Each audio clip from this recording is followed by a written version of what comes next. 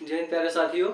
आज के इस वीडियो में हम लोग क्लास 10th में आपको अगर निबंध लिखने के लिए वहाँ पर दिया जाता है, अगर आप सॉल्व करते हैं तो आपको 10 अंक दिए जाते हैं। उसी के ऊपर आज हम चर्चा करने वाले हैं।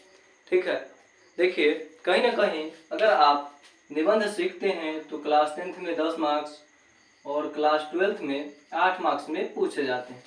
ठीक है, और आगे अगर आपका सपना लाइफ में यूपीएससी बीपीएससी अगर क्रैक करना है तो उसमें भी निबंध के पेपर होते हैं। तो क्या करना है, उसमें भी आपको निबंध पूछे जाते हैं। 250 मार्क्स के निबंध होते हैं। जीएस फर्स्ट के पेपर में होता है। जब आप यूपीएससी का एग्ज़ाम दीजिएगा तो उसमें पता चलेगा। इसलिए अगर आप वो सब छोड़िए, अभी अगर सोच रहे हैं तो अभी से ही आपको ध्यान से इसको ध्यान में रखते हुए चलना है, जो हमको सीखना है। ठीक है, अगर आपका गोल नहीं है, फिर भी अगर आप 10th और 12th में अच्छा मार्क्स लाना चाहते हैं निबंध में, तो 10 मार्क्स तो 10th में आने वाला है और 8 मार्क्स 12th में आने वाला है।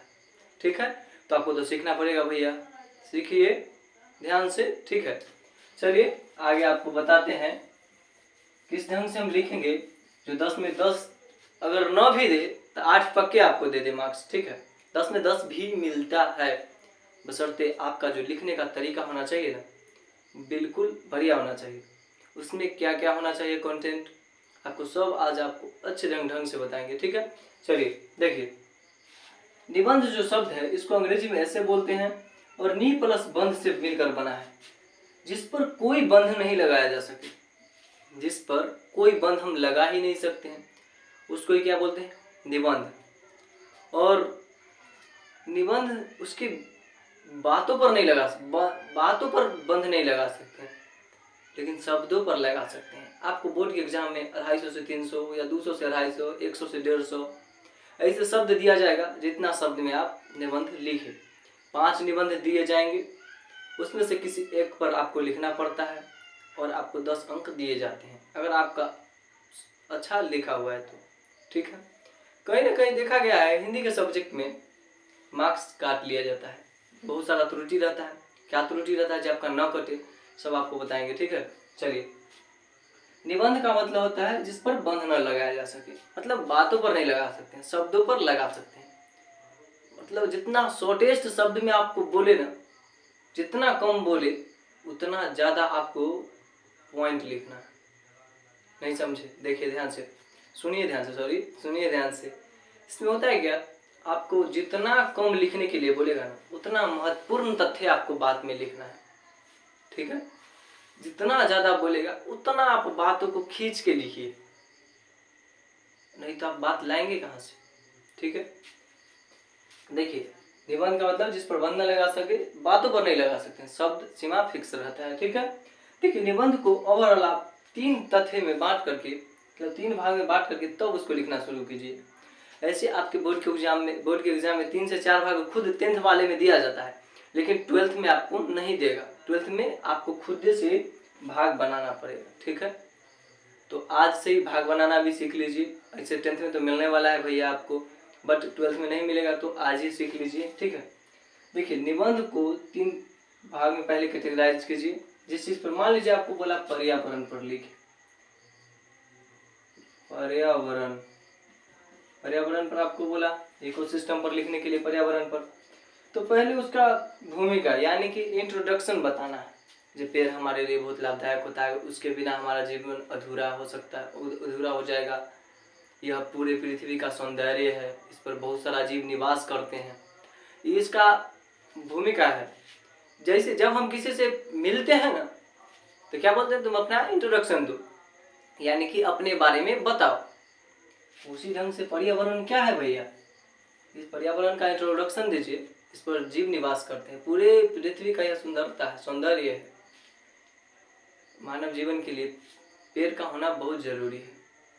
यही मतलब आपको इंट्रोडक्शन में, जैसे हम लोग किसी से मिलते हैं तो इंट्रोडक्शन देते हैं, उसी ढंग से जिस चीज के बारे में आपको बोला है उस चीज का आपको क्या देना है, इंट्रोडक्शन देना है। और हाँ, आपको कुछ ऐसे 5 से 7 गेसेस निबंध आपके सामने आपको देंगे, जो कि आपके सीधे बोर्ड के एग्जाम में सेम टू सेम लड़ेगा। आपको ओनली फॉर एग्जाम में जाने से पहले एक बार उसको पढ़ लेना है, क्योंकि आप चीज़ों को जितना बेहतर तरीके से पढ़िएगा उतना ही बेहतर तरीका से आपको समझ में आएगा। जितनी बार पढ़िएगा उतना अच्छा, और आपको कॉन्सेप्ट क्लियर होते रहेगा। और उस चीज़ को आप विजुअलाइज मतलब कि समझ के पढ़िएगा ना, तो आराम से वहाँ पर लिख सकते हैं और आपका मार्क्स अच्छा आ सकता है। ठीक है, तो देखिए इसको 3 भाग में बांटते हैं। पहला हो गया इंट्रोडक्शन, फिर मुख्य तत्व, फिर उपसंहार। मुख्य तत्व में आपको बताना है जिसका खासियत क्या है।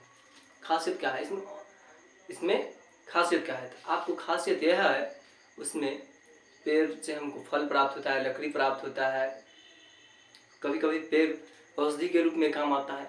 मुख्य तत्व मेन पॉइंट बोला है, वही मुख्य तत्व को क्या कर देना है, इसमें आपको लिख देना है। और उपसंहार में होता है क्या, अगर यह है तो इसके कारण क्या होगा, ये अगर न रहे तो इसके कारण क्या क्या हो जाएगा। उपसंहार में वही बात लिखा जाता है, पेड़ हमारे जीवन के लिए बहुत उपयोगी है, पेड़ से हमको कार्बन ऑक्सीजन मिलता है, अगर यह न रहे तो पृथ्वी पर जीवन संभव न है। उपसंहार में इसका फायदा प्लस हानि, मतलब इसमें कंपैरिजन करके उपसंहार में ओवरऑल लिखा जाता है।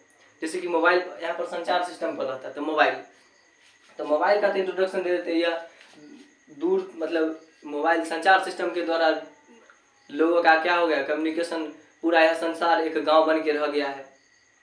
तुरंत आजकल देखते हैं घर रहता है यहाँ पर वीडियो कॉलिंग शुरू, किसके वजह से हुआ है, संचार के बदौलत बात हो जाता है तुरंत। भैया सब एक लोग फर्स्ट फ्लोर पर सेकंड फ्लोर पर ऐसे बैठे रहते हैं, खाना खाना होता है कॉल धरा देते हैं, आओ सब लोग टेबल पर बैठ के खाना खाते हैं। मतलब आवाज देना कुछ नहीं, घर में बैठल रहना, आराम से कॉल धराना है, सब कुछ किसकी वजह से हुआ है, संचार की वजह से। तो बस यहाँ पर संचार एक ऐसा माध्यम बन चुका है जिसके जरिए हम लोग कहीं भी देश विदेश कहीं भी लोग रहता है उससे हम लोग जुड़े रहते हैं। इंट्रोडक्शन में बता सकते हैं, मुख्य तत्व में यह हम लोग के देश के डेवलपमेंट में कहीं ना कहीं एक अहम भूमिका रोल करता है। उपसंहार में लिखते इससे नए पीढ़ी जो है, इसमें मतलब कि कहीं ना कहीं संचार सिस्टम सही भी है, कहीं कहीं मोबाइल जो है खराब भी है।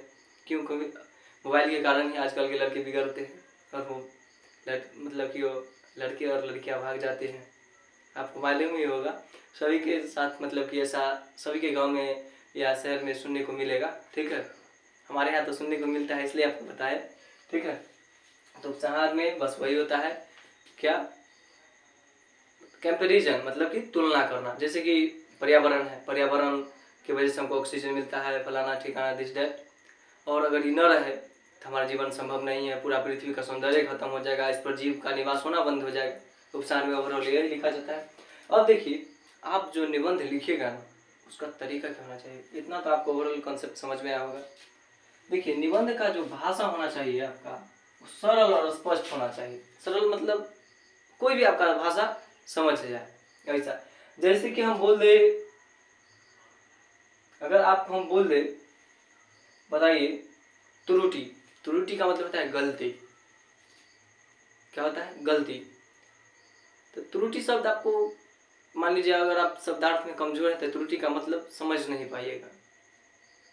ऐसे हिंदी पढ़ते हैं तो आपको मालूम ही होगा त्रुटि का मतलब गलती होता है, लेकिन आप गलत लिखिए वहाँ पर। क्या लिखिए, गलत। त्रुटि की जगह पर गलत लिखिए, मतलब भाषा आप हार्ड नहीं लिखिए वहाँ पर, जितना शॉर्टेस्ट हो सके उतना भाषा आसान भाषा लिखिए। देखिए दूसरा आपका भाषा सरल हो गया पहला। दूसरा आपका लेखन शुद्ध होना चाहिए। आप जो लिख रहे हैं वहाँ पर वैसा होना चाहिए, शुद्ध होना चाहिए। शुद्ध मतलब समझते हैं, मतलब आकार हर्षिकार मात्रा में कोई गड़बड़ ना हो, आपका अक्षर अच्छा होना चाहिए, शुद्ध होना चाहिए, त्रुटि रहित हो।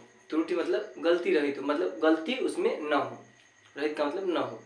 ठीक है, रटा रटाया न हो करके मौलिक विषय वस्तु पर, जो रटा रटाया नहीं होना चाहिए। आपको जिस वस्तु पर पूछा है उस पर डायरेक्ट सटीक लिखिए, ऐसा बोला जा रहा है। उसके बाद अपने अनुभवों पर आधारित हो। जब आप चीज़ों को बहुत अच्छे से विजुअलाइज करके पढ़िएगा, 2-3 जगह से उसी कंटेंट को, पर्यावरण के बारे में आप 2-3 जगह से पढ़िए, गूगल से कुछ पढ़िए, 3-4 जगह हो गया आपके पास। और उसके बाद आपको खुद ही अपना क्या हो जाएगा, एक्सपीरियंस हो जाएगा, अनुभव हो जाएगा, और उसी पर आधारित आप आराम से बिंदास होके लिख सकते हैं। ठीक है, इसी ढंग से आप अपने एग्जाम में क्या कीजिएगा, इसे लिख करके अपना 8 से 10 मार्क्स फिक्स कर सकते हैं। आई होप आप लोग को समझ में आया होगा, और समझ में आया होगा तो वीडियो को ज़रूर लाइक कीजिएगा और कमेंट सेक्शन में ज़रूर बताइएगा कि आपको इस वीडियो से फ़ायदा मिला या नहीं। जब एग्ज़ाम खत्म हो जाए उसके बाद लिखिएगा। ठीक है, मिलते हैं नेक्स्ट वीडियो में, तब तक के लिए स्वस्थ रहे, मस्त रहे, व्यस्त रहे।